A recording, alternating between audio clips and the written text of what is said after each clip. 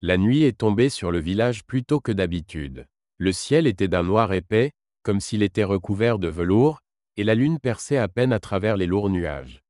Seule une faible lueur d'étoiles tentait d'éclairer la rivière, qui se faufilait entre les forêts comme un énorme serpent. Il est calme, presque immobile, mais ses eaux recèlent un mystère. Un pêcheur nommé Amadou est assis sur la berge, un vieux filet à la main. L'air était humide, il sentait la terre mouillée et les feuilles en décomposition. Les bruits de la nuit l'entouraient. Les grillons stridulaient quelque part, une chouette ululait bruyamment et la rivière murmurait ses histoires anciennes. Mais soudain, tout s'arrêta. Le vent se calma, les grillons cessèrent de chanter et le silence fut si lourd qu'Amadou cessa de respirer. Il regarda la rivière et se figea. Là, au milieu de l'eau sombre, à peine visible à la lumière de la lune, se trouvait un bateau. Il se balançait sur les vagues comme si quelqu'un l'avait lâché, sa coque reflétant la faible lumière de la lune. Le bateau avait l'air vieux mais solide, comme s'il venait d'être tiré d'un rêve ancien. Elle avait quelque chose d'étrange, d'attirant, comme si elle n'attendait que lui. Amadou sentit un frisson lui parcourir l'échine. Il n'avait jamais vu ce bateau auparavant. Le fleuve, où il pêchait depuis son enfance, lui était familier dans ses moindres détails. Mais le bateau qui se tenait devant lui semblait venir d'un autre monde. Son cœur s'emballait et ses paumes transpiraient. Il ne pouvait détacher son regard du bateau. Elle l'appelait. Non, elle ne fait ni bruit ni mouvement, mais Amadou sait qu'il doit s'approcher. Ses pieds, comme guidés par une force invisible, s'enfoncent dans l'eau. Chaque mouvement est lent et lourd. L'air sentait le bois humide et quelque chose d'ancien, comme la cendre et le miel. Qui l'a laissé ici, murmura-t-il, sentant sa voix noyée dans le silence de la nuit. Amadou ramassa une vieille rame qui traînait sur la berge et entra dans l'eau. L'eau était glacée, comme si la rivière avait caché en elle tous les hivers du monde. Ses pieds s'enfoncèrent dans la vase molle, mais il continua à avancer. Enfin, il toucha le bateau de la main.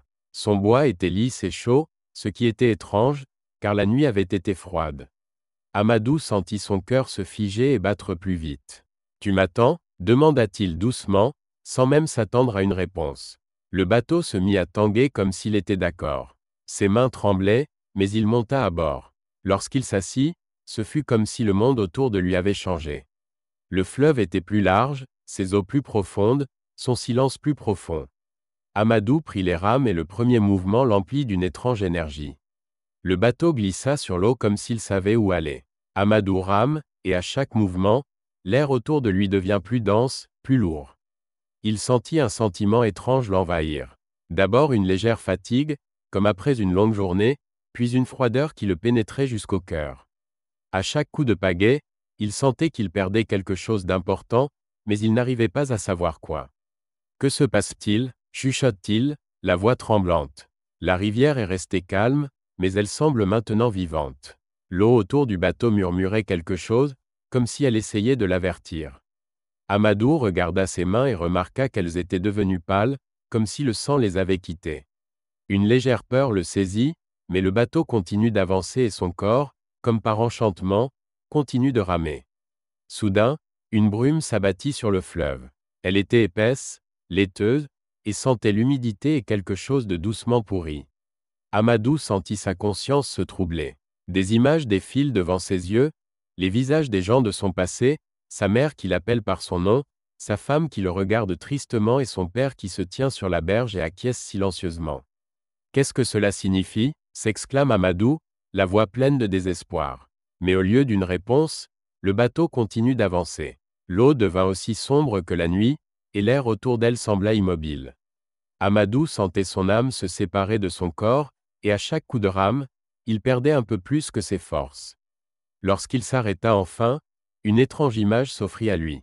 La rivière n'était plus une rivière. Elle était devenue une mer sans fin, surplombée par la lune qui jetait une lumière argentée sur tout. Et au milieu de cette mer, il vit une île. Petite, entourée d'arbres noirs, elle ressemblait à une goutte d'obscurité au milieu de la lumière. Le bateau s'arrête de lui-même. Amadou comprend que c'est la fin de son voyage. Mais qu'est-ce qu'il attend sur l'île ? Vous m'emmenez ? Demande-t-il en regardant l'eau comme s'il attendait une réponse. Mais il n'y a pas de réponse. Le bateau se mit à tanguer et Amadou sentit son corps devenir plus léger.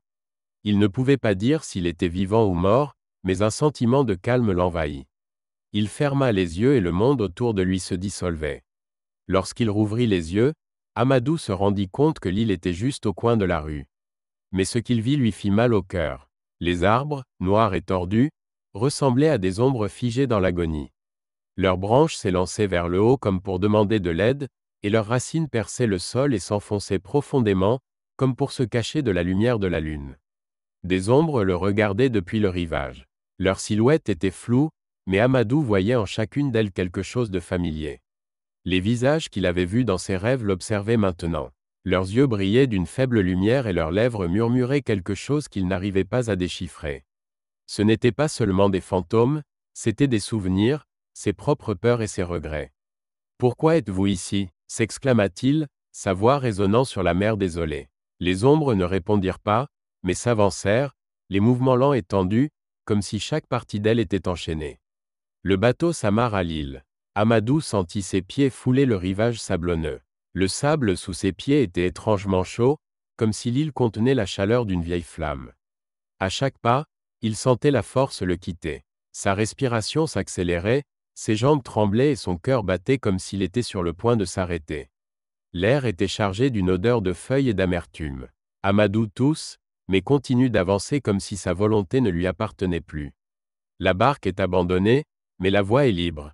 Il faut aller au centre de l'île.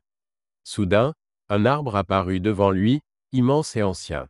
Son écorce était noire comme la nuit et il n'y avait pas une seule feuille sur ses branches. Il semblait mort, mais Amadou le sentait respirer. Cet arbre était vivant, et son souffle résonnait dans la poitrine du pêcheur. Amadou s'approcha de l'arbre et sa main, comme contre son gré, toucha l'écorce. À cet instant, son esprit se remplit d'images. Il revit sa vie, chaque instant, chaque erreur. Il revit les jours où il avait laissé tomber ses proches, les moments où la peur l'avait empêché d'agir, les moments où il avait tourné le dos à ceux qui avaient besoin de son aide. C'est le prix à payer, murmure une voix à l'intérieur de sa tête.